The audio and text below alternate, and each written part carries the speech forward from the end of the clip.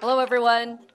I think it's time to start so we can actually have a prayer of making it by 1 o'clock. Welcome to preparing for the 2018 Proxy season. My name is Hoang. I'm here with my partners, Kimberley Anderson and Tim Hearn, and our special guest, Susan O'Donnell from Meridian Compensation Partners. Welcome, Susan. Thank you. Oh. So today we're going to hit a few highlights on the 2018 Proxy and 10K.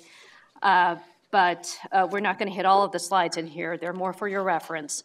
And then we're going to save a big chunk of our time in the second half to go in depth about communicating on the CEO pay ratio. So with that in mind, I'm going to turn it over to Tim to start us off on the Proxy highlights. Thank you, Cam. I am doing the disclosure trends slide. The two big trends in disclosure and proxy statements are the first two bullet points on this slide. Proxy summaries have come on strong. In the last 4 years, they've gone from 39% of issuers to about 79% of issuers have proxy summaries. So that is something you should be looking at if you don't have one already.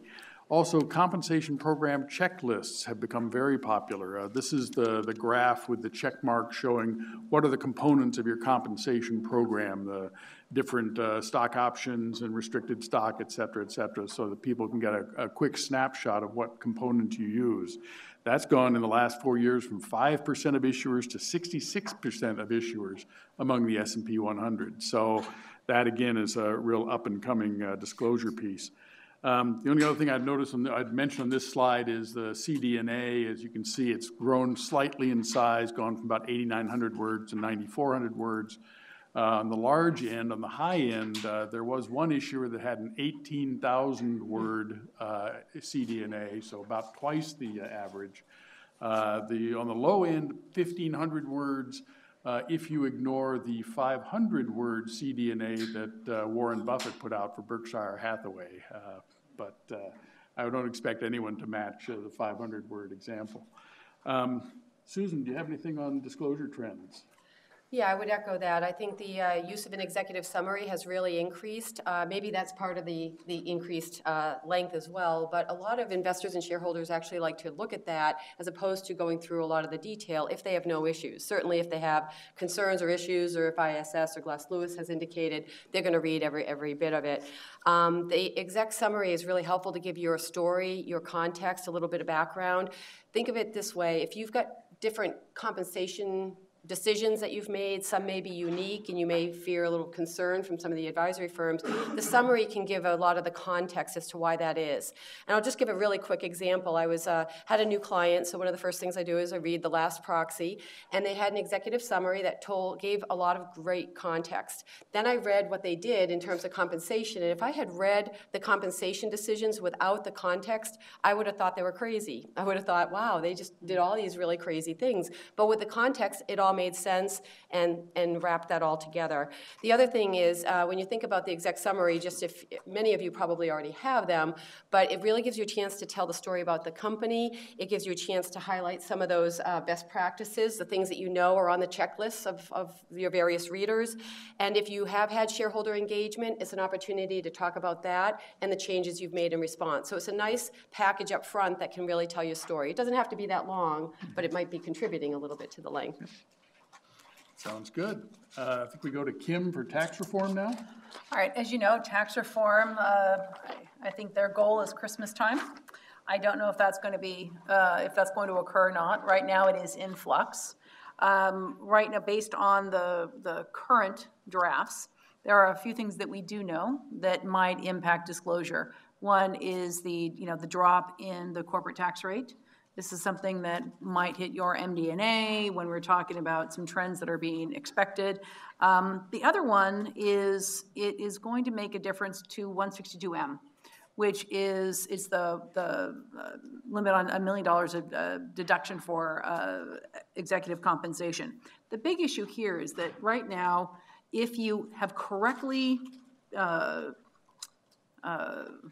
created your performance grants so that they comply with the IRS requirements, and a stock option, if granted at fair market value, is deemed to be a performance grant, then that is excluded from the 162M calculation.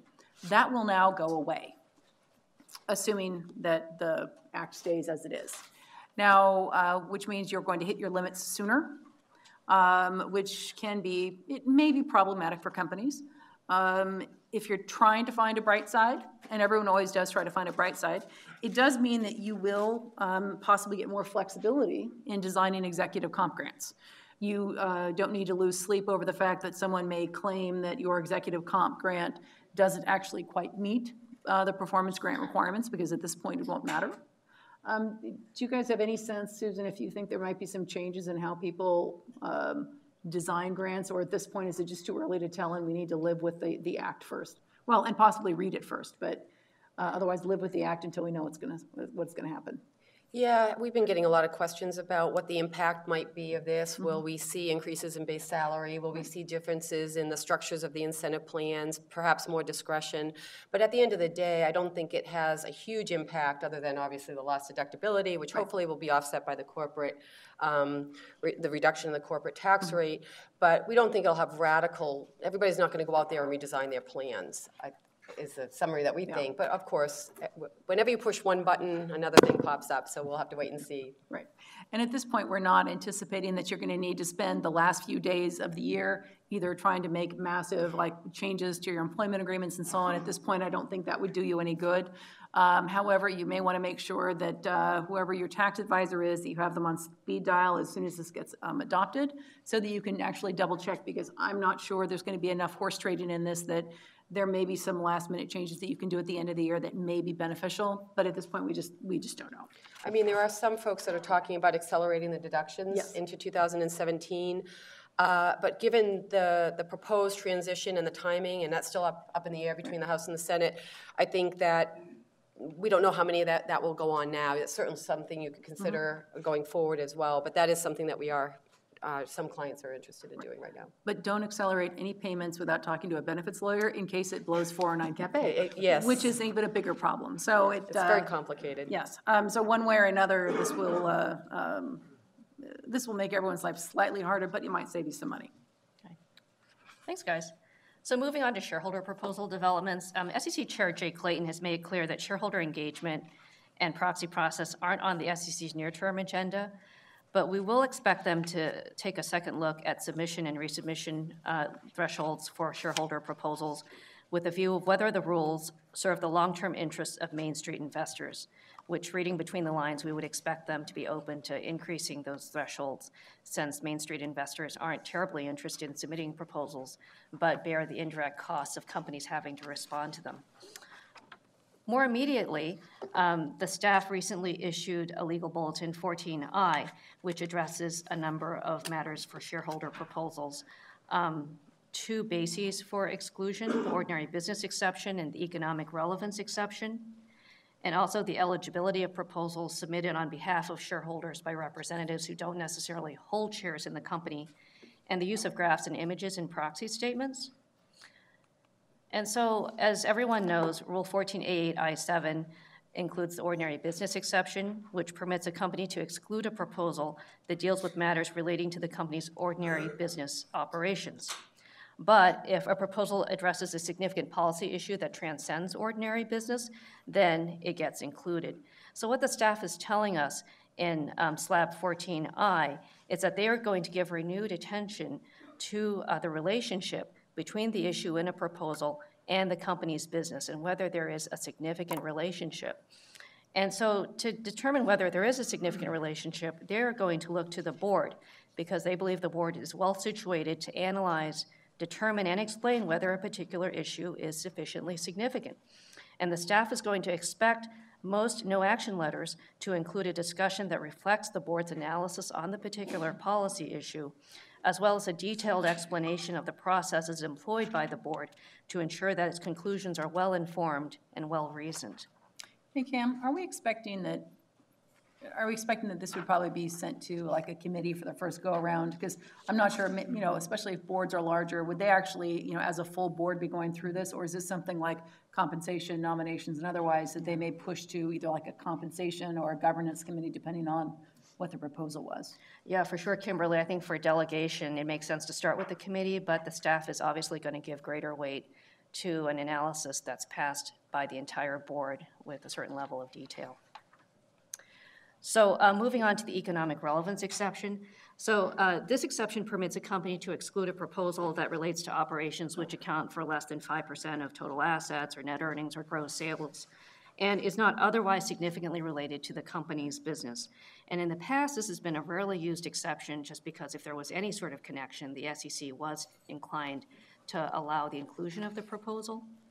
But under the new guidance, I think there will be, again, a larger focus on the relationship between the issue presented in the proposal and the business and the company's business.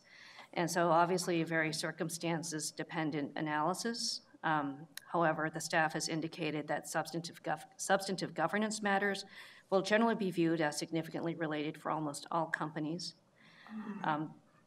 While the proponents bear the burden of demonstrating that there is a significant relationship, the mere possibility of reputational or economic harm will not preclude no action relief. So I think this is going to be overall good news for companies who are seeking to revive this rarely used exception. Subsequent to the issuance of SLAB 14I, the staff did issue some soft guidance in a series of discussions, which is kind of helpful. So they reiterated that with regard to the ordinary business exception, the traditional framework still applies. So first, does the proposal relate to ordinary business? And if so, does it relate to a significant policy issue that allows the inclusion of the proposal in any case? And then finally, if yes, is there a significant connection between that issue and the company's business? And as we're thinking through this exception, I think it does raise a moment of reckoning for a lot of companies because there are a lot of us who have spent quite a bit of time talking about ESG issues as they relate to our companies. And so then to turn around and to make an argument that there is not a significant relationship between, say, sustainability or climate change in our business operations, it can be a little bit tricky. There's a tension there, and it's going to require a nuanced analysis for sure. But I know there's a number of, you have to understand, I represent a number of mining companies. Environmental issues are huge. They have whole committees devoted to it. They put out separate reports every year. And I know some companies like Intel and so on are also very focused on this. So this might be a hard argument to make, but then wouldn't your alternative be substantial, like we're already there, substantial compliance? Or is it going to be kind of a two-pronged approach? Yeah. In other words, this is sort of like the kitchen sink approach. You just do everything you possibly can just so, especially if you're someone who's been spending a lot of time talking about this, thinking about it, and more particularly doing something and writing about it. Mm-hmm. Yeah, Kimberly, I mean, I think substantial compliance is always there as a fallback. Whether it's successful or not will depend on the circumstances. And in fact, if you look at Apple's recent no action letter, which relies on this new 14I guidance, it sounds very much like a substantial implementation argument. They spend an awful lot of time talking about how it's part of their ordinary business operations. So finally, it's good to keep in mind, I mean, board analysis isn't always required, especially when there is a long line of no action letters that already established that the proposal can be excluded based on ordinary business. A little bit of color on board analysis, we'll just skip over that for now. So in terms of eligibility to submit a proposal, the staff here is really just reinforcing, as in the past, that representatives who don't necessarily hold shares can submit proposals on behalf of shareholders. But in the past, I know often the authorization for the submission has been a little bit sloppy, so they'll have the wrong proposal in there, or sometimes the wrong company, who knows. So the staff is saying, hey, proponents, you really need to be giving us more stringent authorization. We've included a list of the information that should be included in the authorization. But to be sure, the staff is not looking to be overly technical here, so they're not looking for gotcha moments. One example they cited, if the authorization fails to refer back to the date of the original proposal, they wouldn't view that as they would view this as a hyper-technical defect, and they wouldn't allow exclusion on that basis. And then on use of images, once again, it's really just a documentation of previous verbal guidance from the staff. So graphs and images are allowable, but there are certain situations where they can be excluded. if it makes the proposal false or misleading, or if it's irrelevant. And also keep in mind, if there are words in the graphs or images, they do count towards the 500-word limit. On proxy access, just a couple of notes. And proxy access, as you may remember, these are bylaws that are adopted by companies to give access to the company's proxy statement and proxy card, give those to shareholders for nomination of directors under certain conditions. There was a substantial decline in proxy access bylaw proposals in 2017 from 2016, going from about 216 to 171. That decline was anticipated primarily because many companies have already adopted proxy access bylaws, so there are fewer proposals being made in that regard. The 28 resolutions that did go up for a vote got a higher level of support than they have in the past, with a 64% pass rate. So 64% of the 28 proposals passed with at least 50, or with a support level averaging 58%. Of more import in the coming season will be proxy access bylaw fix-it proposals, which is the next wave. And these are proposals that are coming up now for companies that already have a proxy access bylaw. Proposals are made to fix the bylaw, that is, to adjust the criteria under the bylaw so that they're more investor favorable. The battleground on proxy access fix-it proposals is on whether they can be excluded or not. The issuer will argue that if a proposal is made to fix or adjust a criteria in the bylaw, that it has already been substantially implemented. It is not enough of a change to warrant a proposal being submitted to the shareholders.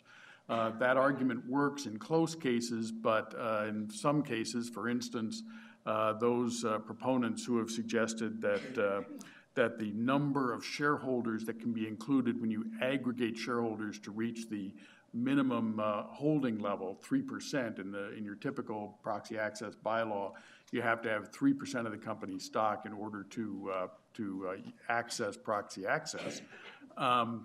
The typical bylaw provides that you can aggregate up to 20 persons.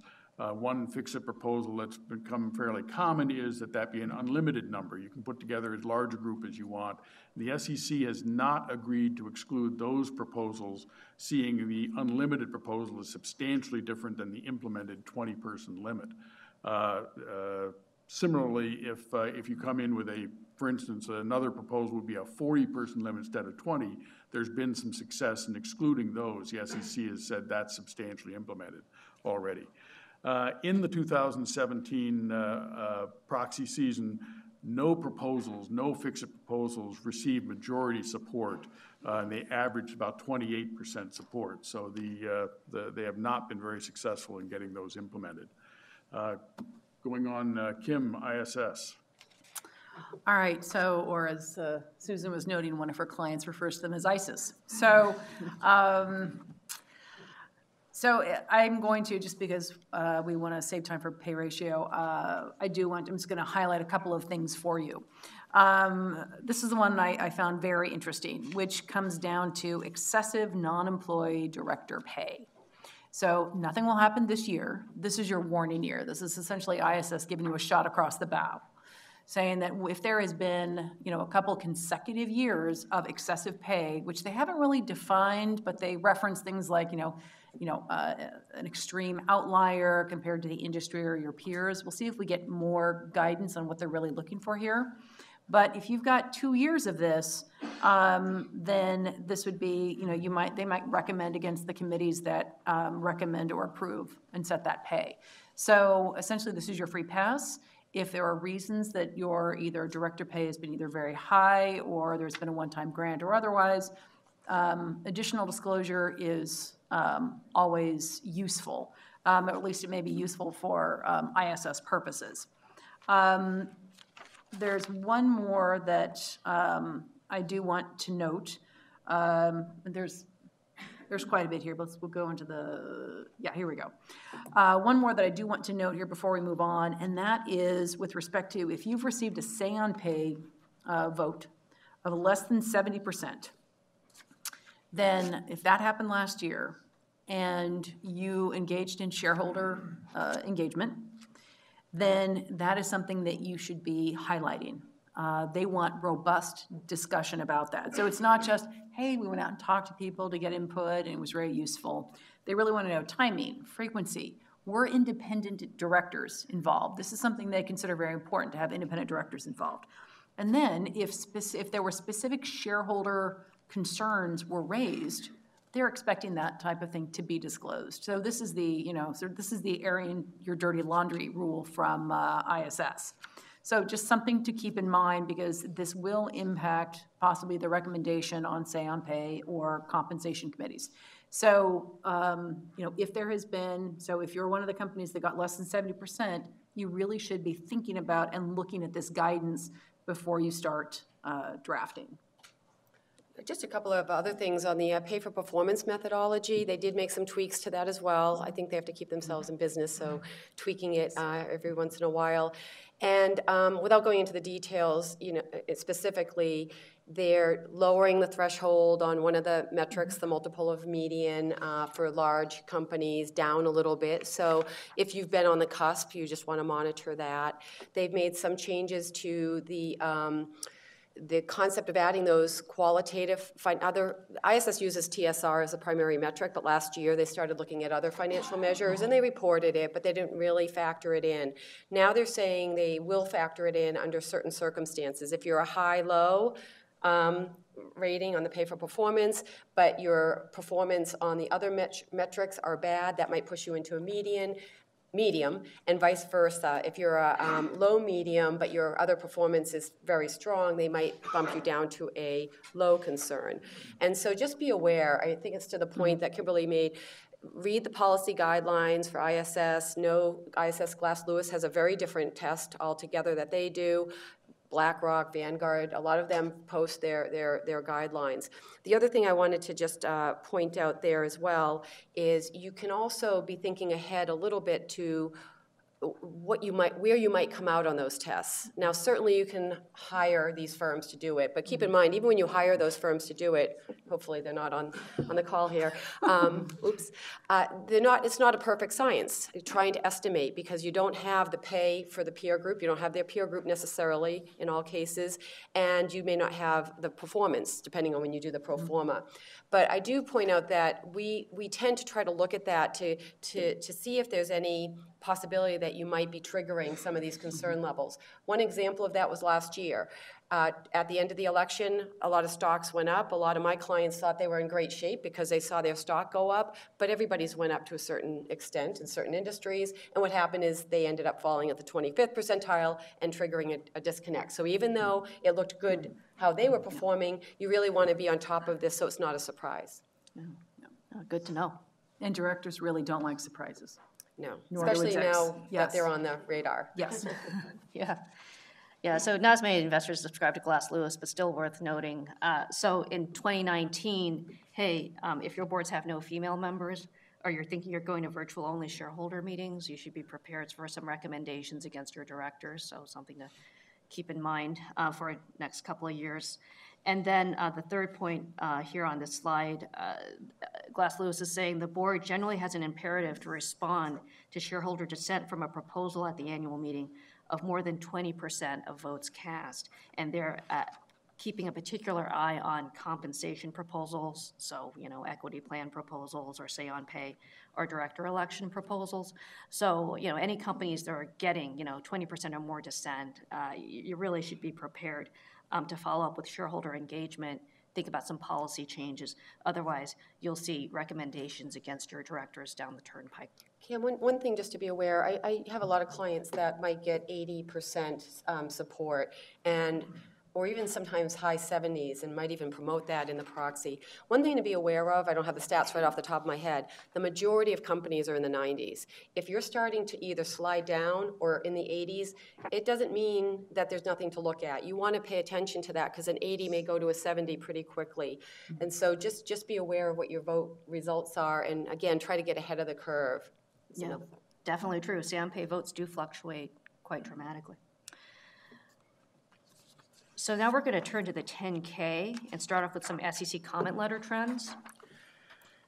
The SEC comment letters And from 2013 to 2017 decreased. Comment letters on periodic reports went from about 5,400 to approximately 2,800. That is despite the fact that Sarbanes-Oxley requires the SEC to review all public companies at least once every 3 years. And the SEC has said that it consistently meets that goal and actually consistently reviews more than half of registrants each year. But the focus of the SEC's review is based on a risk-based approach, so that they focus their review and their comment letters are focused more on larger issuers, and some of those issuers are reviewing their filings every year. In 2017, 68% of the comment letters were received by accelerated filers, who are the filers that have over 75 million in public float. And as you can imagine, the universe of public companies is a triangle, gets smaller as you go to the top. So there are a large number of smaller companies who are not getting as many comment letters as they used to. In terms of topics in the letters, this slide lists the 10 favorite topics in 2017, 10 most frequent areas of SEC comment.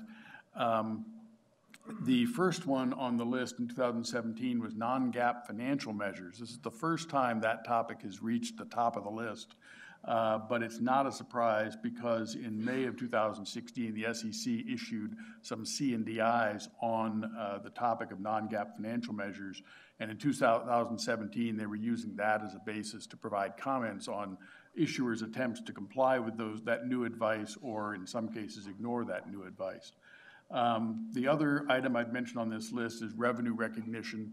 We expect comments in revenue recognition to increase in the near future, and that's because of the changes coming on revenue recognition, which are covered a little bit later here in the slides. Then I wanted to talk for just a second about enforcement priorities. In 2017, the SEC's report highlighted the different areas in which it had enforcement actions. It was interesting, the number of enforcement actions from 2016 to 2017 was basically flat. Same number of enforcement actions. If you ignore there was one set of municipal securities related enforcement actions that were really a voluntary program. If you back those out, the real enforcement actions were about flat from one year to the next. Topics of the enforcement actions, investment advisory issues, securities offerings, and issue reporting, accounting, auditing issues were each about 20% of the enforcement actions brought in 2017. Looking forward, the SEC for 2018 listed 5 principles they were going to use to guide their enforcement. They're listed here on the slide. Probably the first one, the focus on the Main Street investor, is probably the most indicative of where the SEC's enforcement is going. But it also is noted at the bottom of the slide, the SEC seems to be moving away from the broken windows approach of prosecuting even small offenses, the idea being that if you prosecute the small offenses, the big offenses will take care of themselves. I think they're moving away from that. I'm not sure it's very productive, and prosecuting more of larger offenses and focusing on that. Okay, so expanded audit reports. This is occurring this year. So the audit report will change. There's 2 pieces to this. One is the simple portion, which is going to hit this year, and then the more complex issues, which fortunately you've got about 2 years on before that disclosure hits. Before we jump into it, because we're not going to have a whole lot of time on this, I want to note 2 things. The PCAOB put out some guidance that's part of the materials. They put it out earlier this month. It goes through and it actually has an annotated sample new audit letter. The format is very specific now. There's some specific language that's required. So that's in your materials. Second, they are doing complimentary webinars. There's one, I think that was today, and there's another one in January. So I do actually strongly encourage you, particularly if you're working with the audit committee and so on as a way to educate yourself and so on, I strongly recommend that you consider attending that webinar in January, because that is literally straight from the horse's mouth. All right, so there's 2 pieces to the expanded auditor reports. One is communication of critical audit matters. That's the really interesting, meaty stuff. We are not really going to discuss it here because that doesn't hit for 2 years. except to note that that may be something that your audit committees want to start talking with their auditors now, what may be coming up and so on. What's actually hitting now is it's more pedestrian, but nonetheless required and may be useful. These changes are going to be, these changes are going to focus on disclosing the year in which the auditor began serving as the company's auditor. And this actually goes through either if there was mergers, successors, et cetera. In fact, I think some of the disclosure actually covers the situation of if you can't figure it out and you're not even sure how long they've been there, which seems to indicate that they've been there a long time. And then there's, who it's addressed to, the form of the audit report, some standardized language, disclosing that the auditor is required to be independent. All of this is very much formatting. The audit committee may want to ask to see this audit report because it's different. They may want to see it in advance sooner so they can see what the changes are and actually get comfortable with it. And as a point, if you have an auditor that has been around since, nigh to man, time immemorial, you may want to consider adding disclosure explaining why this is useful and how they are, because if you had an auditor that's been around for a long time, there's always a concern as to whether that independence has still been maintained. What are the benefits? Is it more efficient? Institutional knowledge, particularly with complex companies, efficiencies, and so on. So that might be something for purposes of additional disclosure when you're drafting this year, trying to address the issue of how long, if you have an auditor that's been with you for quite some time. And I think, why don't we move on, since that's really the issues that are going to be faced this year. Okay, great. So as we're all drafting our MD&As this year, I think it's important to keep in mind there's been some recent litigation and enforcement activity around MD&A disclosure or lack thereof, more to the point. In UDI International, the company had a problematic rollout of a billing system that managed to result in cash flow problems, and they had to delay payments on some obligations, and then they had to amend certain of their loan covenants. And it ended up that the SEC entered into a cease and desist order against the former CEO and CFO for this failure to disclose these results in their MD&A. And then in Lidos versus Indiana Public Retirement System, the Supreme Court had actually granted certiorari to hear a case which presented the question of whether non-disclosure of known trends or uncertainties may give rise to private liability for securities fraud under the Exchange Act. Now, this case subsequently settled, but we are noticing an uptick in the number of securities law cases that are being granted certiorari by the Supreme Court, so maybe the issue will come up again. The issue of MD&A liability is particularly relevant for a lot of companies as they face cybersecurity risks. So Chairman Clayton has said, I'm not comfortable that the American investing public understands the substantial risk that we face systemically from cyber issues, and I would like to see better disclosure around that.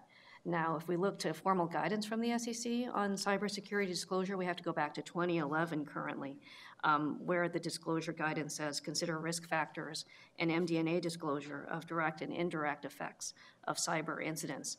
But then if we look to Chairman Clayton's statement on cybersecurity in September of 2017, we see a laundry list of potential risk factors that are truly sobering. I think companies just need to be keeping in mind. So risks to operational performance, theft of intellectual property, investor losses, regulatory risk, remediation costs, risk related to vendors. And so I'd encourage all of you to take a look at the sample risk factor that we've included in the appendix to the materials as you're looking at your risk factors for this year. And it's fascinating and somewhat frightening, the scope of regulatory expansion that's happened in this area. So the Data Security and Breach Notification Act, which was recently introduced in Congress, would impose new criminal penalties on anyone convicted of intentionally and willfully concealing a data breach. The EU General Data Protection Requirement goes into effect in May of 2018, and closer to home since 2002, we've had a statute where internet service providers could be liable if they don't take reasonable steps to protect consumer data. Or how about the FTC? I mean, a cybersecurity breach can be misleading to consumers, especially if the level of security that they can expect is different from what's been represented. So Uber, anyone? I think they're going to be looking at Uber very closely. And in an era where the SEC enforcement regime is more selective, the SEC has established a new cyber unit within its enforcement division and is throwing significant resources into this area. So I think that says a lot. So what are the thresholds for disclosure in your 10K about cybersecurity? Do the incidents or the risk of the incidents present a material event, trend, or uncertainty that has had or is reasonably likely to have a material effect on results of operations, liquidity, or financial condition? It's also good to take a look at financial statement implications. So have there been expenses incurred as well as contingent liabilities that have resulted from claims? And other parts of your 10K that could be impacted: the description of business, description of legal proceedings, the effectiveness of internal controls and disclosure controls. Definitely an area where the disclosure requirements are evolving. The SEC is expected to update their cybersecurity disclosure guidance in the near future, according to CorpFin Director Bill Hinman, and in light of the Equifax breach and the concurrent insider trading activity, he encourages companies to review their policies on insider trading, and we have a memo linked at the beginning of the materials on this topic. And so I'm afraid we're going to have to cut off the rest of this 10K in brief section so that we can actually move forward to pay ratio discussion. We give that its due this year. I want to put a brief plug in for the pay ratio checklist and the sample disclosure that we've included in your materials. Please take a look and let us know if you have any questions. But I'm going to turn it over to Kimberley and Susan now to continue the discussion on pay ratio. Okay, so this is the real reason we brought Susan, other than the lovely Boston accent, which I've really been enjoying hearing. Hey. It's subtle, but it's there. But insult me now that you got me up here, right? It's not an insult at all. I remember it from college fondly. Anyway, but one of the reasons we wanted Susan here is we're not really going to spend time going through how to calculate pay ratio. For many companies, they've gone through multiple iterations of trying to calculate it, going through the various questions of, what do we include, what sampling do we use, how are we going to determine who our, median employee is. So we are going to assume that you have looked at those calculations, because really we could spend hours just discussing this. We're going to assume that you will find who your median employee is, because the disclosure itself, as mandated, is actually deceptively simple. It's, the total compensation of the median employee, excluding the CEO, the annual compensation of the CEO, and the ratio between the two, and then simply a brief description of the methodology used. So that is really that's the required portion. And the SEC came out with guidance in September. The materials in here go through and provide actually some sample disclosure, as well as a number of questions as to how you pick, how frequently you need to revisit that. But we thought what we would do is really talk with Susan about some of the more practical standpoint, which is, now that you've got your number, what are you going to do with it? How are you going to present it? And how do we present these in a way that that will be least painful for you? There is almost no winning with respect to this ratio. I'm absolutely convinced. There is really only downside. So the question is, what can you do to protect yourself from the downside? Like, let's start with the easy question. Where do you put it? Well, they give you flexibility on that, but I think we would recommend not putting it in the CD&A. That subjects it to say on pay and kind of puts it more in the visible area. I don't know what you're seeing, but somewhere in its own section, toward the end of the proxy, most likely, maybe in the related following the related related party transactions. But not in the CD&A. Yeah. Because you want to make sure that there is no confusion. I wouldn't even put it near your executive, the CD&A. You don't want someone to assume that their say on pay vote is going to somehow be able to be a referendum on this. It's not, and no matter how clearly we are about it, we want to make sure to avoid any conclusion there. So, and I would probably put it in the back. I suppose you could always lead with it since it's the new big thing, but given the fact that I think there's an assumption that there's really no good that's going to come out of this. No. Like, you know, there's no reason that we should, or as Susan puts it, poke the bear too often on this one. So we had talked about sort of in this one, like, you know, who's watching, who's going to care. I have long been of the opinion that this is a fairly unuseful rule. You're not alone. Yes, but I know that more institutional investors are considering it, and I think the press will be all over it simply because it's going to be an interesting news cycle. Right. Go ahead. The only winners really is the media. I mean, Yes. that's always been right from the beginning of time. This was really generated from that perspective. So they're going to have a great time with this. Yes. The only other people I can think of that might really enjoy this would be activist investors or you know, pension fund investors and the like who want to use this as a lever to come back and make certain statements about your compensation programs. And, you know, just because you are not Apple does not mean that you will not be picked up in the press. I know I'm in the Seattle office, and the Puget Sound Business Journal and others will frequently do pieces profiling sort of the companies in the area, the public companies, you know, in that region. So even if you are not a large company or a famous company, it is likely, I think you should go into this assuming that the local press will pick this up. And so I guess the other question really comes down to is, and for this, every company is going to be different, but every company needs to figure out who their primary audience is.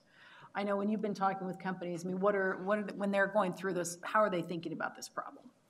Yeah, I mean, a lot of folks weren't doing a whole lot with this until September after, you know, we all were hoping this thing was going to go away. So the first phase was certainly calculating it, what Kimberley said, really going through the numbers, figuring out what your ratio is, what the assumptions are, and the flexibility around that. Now everybody's sort of looking around and going, okay, now what do we do with this? You have to disclose it, but the next question is, and this is sort of coming to light as people are running the numbers and there's some flexibility, interesting questions are coming out, what are employees going to think? And so there's a number of different strategies and considerations. I think the number one thing, and you mentioned it, Kimberley, is there's no one strategy for everyone. And we've been tracking with our clients some of these questions, such as, are you going to have some kind of a communication campaign? What are you going to do on that front? And we've got some interesting findings I'll share in a minute, but what are the different situations that drive what you're going to do? I guess I'll just run through a couple. One is company size.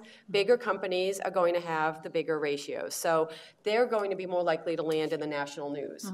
The industry, we're already seeing very wide changes, discrepancies or differences in the ratio across industries. Retail is one of the higher ones. There's some very high ratios because of the nature of their employment. A lot of part-time, temporary seasonal employees. So they're stuck with some of the largest ratios. And there'll be other industries as well, and other industries that might be smaller. I haven't got a lot of data on this, but professional services, investment banking, where more of your population is more highly paid, the ratio will certainly be less. The structure and the strategy of your company. Do you outsource a lot of work? Are a lot of your employees in Vietnam, for example? If that's the case and your median employee ends up being someone in that location, let's just use Vietnam as an example, your ratio is going to be not that important because the folks where you're reading it in the media are here in the US and they're going to be above that median. So global U.S. Union workforce. If you have a union workforce, you are going to have many more issues. You better get your labor relations folks involved in this earlier than later. They will read it and they will care. Yes. Oh, they will use this. And the other thing that, you know, just came to attention recently, which is kind of funny, that we work with these numbers, and so we're used to seeing, and I've got in my little database here, fairly big numbers. But the average person on the street picking up the newspaper, I don't think there's any number out there that is going to be reasonable to them. I think a 10 to 1 probably is going to set somebody off. Never mind 100, 200, 300, 1,000 to 1. And those are numbers you're going to see. And so at the end of the day, this is a media frenzy. You know, you really need to sit back and think about it. And on the point of the media, I think that's the key point. What's going to drive whether you need an employee relations campaign or communications and all of that is really going to be the media, because very few employees are going to pick up the proxy, go digging through it, looking for this number. It's really going to come to their attention first and foremost through the media. So the key people to worry about there would be, again, if you're going to be one of the highest ratios nationally, you're going to make the news. If you're in a local area, you should know that most likely Chicago has cranes, you have yours. You probably already know that you're going to land in it. If you're a smaller company in the middle of a small town somewhere, probably not so much. Your ratio will likely be lower anyway, and there's probably less media presence there. So I think those are some of the considerations. I don't know if you want to move into some other things. Well, because it was interesting, we were chatting about, the consideration. Like we said, if you have a lot of your employees elsewhere, but one of the big questions comes down to, the numbers will probably be, particularly if you assume, let's focus on employee relationships for the moment. If you assume they're going to be getting their information from the press, they're going to get 3 numbers, and these are the 3 numbers: median numbers, total compensation of the CEO, and then the ratio between the two. They're not going to be going through the methodology is not going to be described. What is actually comprising the median total compensation of all employees? That number is not going to be discussed much in the press. They're really going to be focusing on those high-level numbers, which was interesting because we were talking about the fact of, should you be trying to go for, depending on who your audience is, should you go for the higher ratio, the lower ratio, which means you have the higher, median annual total compensation, or are you concerned that your employees are going to be looking at that, that median number and saying, I'm underpaid. My base salary My is base less salary than that, is so- not counting everything. Right, and so, because I know, didn't you, one of your, because you guys have been having conversations with some clients specifically with respect to this. There was a question of was it the benefits cost? The healthcare costs, the Yeah. option to, one option, after you figure out your median employee and then you're calculating based on the summary comp table what your compensation numbers are, it gives some flexibility to include non-discriminatory benefits like healthcare. Well, if you think about it, healthcare is a pretty big percentage of your median employee's compensation, not so big of your CEOs. So initially it was looked at as a great way to think about perhaps improving your ratio. And I thought that was a great idea. We were kind of promoting it, and all of a sudden a couple of clients raised the issue, well, then there's the disconnect that if they see that number and it's much higher and they put on their hat of this is my base salary, because that's probably what they're thinking of, the number might look high to them. I don't think we can avoid that, so I'm not sure if that should drive you one way or the other, because even if you include healthcare or don't, you still have pension, 401k, right, other things that are going to be in there. So there's going to be some disconnect there, but it raised the issue, and I'm not sure where that's going to go exactly, but now we're talking about it. Do you want your better number or lower number? I think the lower ratio, well, here's what I think is going to happen. You'll calculate it both ways and then see, is there's really no meaningful difference in kind of your ratio. You may pick you'll pick whichever one you want. Yeah, whichever one, like we said, this is a lose-lose situation. The question is going to be which decision will be less painful for you, and that's really the one you're going to go with, because many employees don't understand the cost of all of their healthcare costs. It's very, very expensive, and if you think they're only going to be focusing on that one number, and then there's going to be the question of how much of a disconnect are your employees going to be feeling.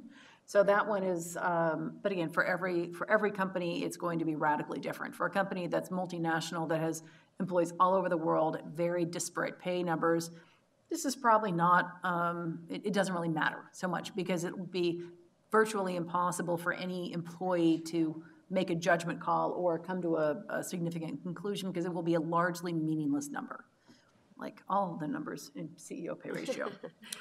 One thing just to be aware, and again, this is not a big sample, but we've started like others. You're going to see lots of pulse surveys. I saw Equilar put one out. So lots of surveys where everybody is with all of this.